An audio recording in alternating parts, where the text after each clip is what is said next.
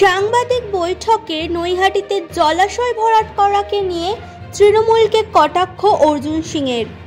ব্যারাকপুরের এই প্রাক্তন সাংসদ বলেন, এখানে একটাই রসায়ন চলে, পার্থ ভৌমিককে কে কত টাকা দেবে তার ওপর রসায়নটা ঠিক হয়।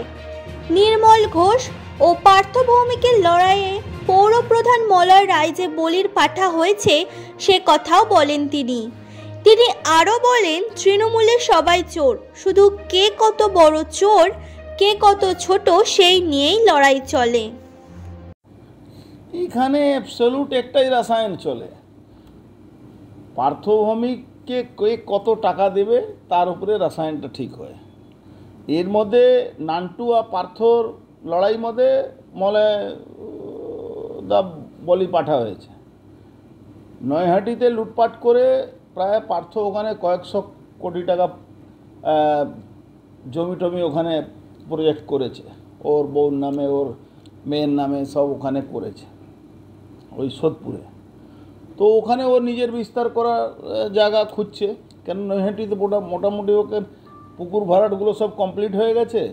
নৈহাটিতে আর পুকুর ভরাটে কোনো জায়গা খুব কম রয়ে গেছে। তার মধ্যে এখন সোনাদ ভাগ নিচ্ছে, অশোক চ্যাটার্জি ভাগ নিচ্ছে, একটা ব্যাপক এদের ক্লাস চলছে। তো ওখানে এখন মাঠ ফাঁকা দেখে নান্টু ঘোষের তো অবস্থা আছে, ওই আমাদের একটা হিন্দিতে কথা বলে সব দিকে হাঁ, তো সব দিকে হাঁ করে থাকে।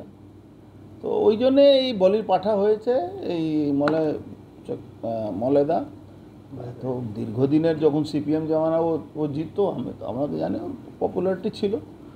এখন তৃণমূলের সবই একরকম আছে, কি মলয়, কি নান্টু, কি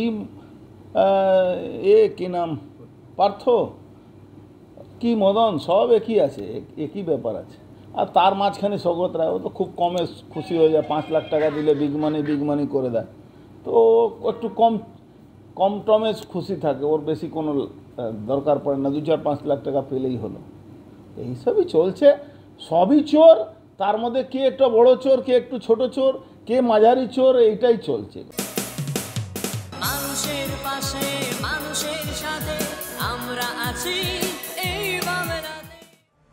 আপনারা দেখছেন সংবাদ শিরোনাম। দেখলেন তো অনেক কিছু, এবার দেখুন নতুন কিছু।